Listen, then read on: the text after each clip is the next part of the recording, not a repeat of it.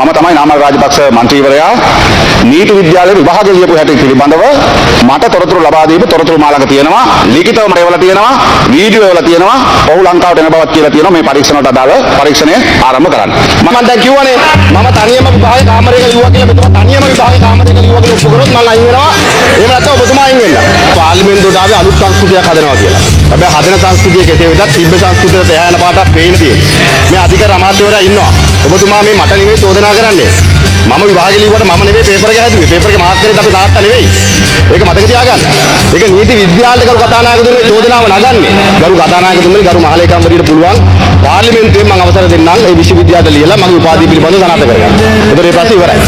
යම් කිසි කෙනෙක්ට බලපෑමක් කළා දෙනවා නම් අනේ පරීක්ෂණයක් කරන්න අපි පැහැදිලිව කියනවනේ අපිට හංගන දෙයක් නෑ නේ කරු කතානායකතුමනි අපේ නාමල් රාජපක්ෂ ඉස්සරහ මට නැති දොස්තරකමක් මම දාගෙන නෑනේ අපි ඒ හින්දා ඔබතුමාලා මේ ජනතාවගේ ප්‍රශ්න වහන්න ජනතාවගේ තියෙන ගැටලුව වසන් කරන්න මේ කාරණාවල එල්ලෙන්න එපා. මේ කාරණා පිළිබඳව අධිකාර ජනාධිපතිතුමනි පරීක්ෂණයක් කළා. ඒ පරීක්ෂණයේ සාධාරණභාවය තහවුරු කළා. මේ කරු සභාව දැනුවත් කරා. ඒක කිසිම ප්‍රශ්නයක් නෑ. හැබැයි මේක දේශපාලන දැන් අවුරුදු 11ක් තිස්සේ මේක දේශපාලන කාර්යයක් කරනවා. යහපාලන ආණ්ඩුව වෙලාවෙත් මේ පිළිබඳව ඔබතුමාලා ওই විදිහටම චෝදනා නගලා ඒ දූෂණ වර්ධන කමිටුවේ සභාපතිතුමාත් මේ පාර්ලිමේන්තුවේ ඉන්නවා. ඔබතුමාලා පරීක්ෂණ කෙරුවා. අදත් ඒ කතාව කියද්දි මේක ගරු නීති විද්‍යාලයටත් ගරු කතානායකතුමනි හොඳ නෑ. Funding for regime change in our region. As to corruption, yes. You are blaming the United States for regime change in Sri Lanka. Not me. Donald Trump, president himself, has blamed USAID for that on his own statement when he became the president. Okay, the corruption allegation.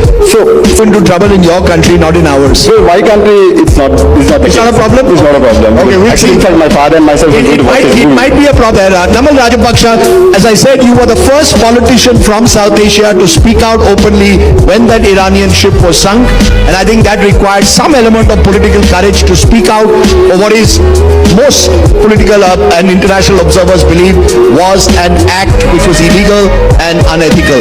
But I thank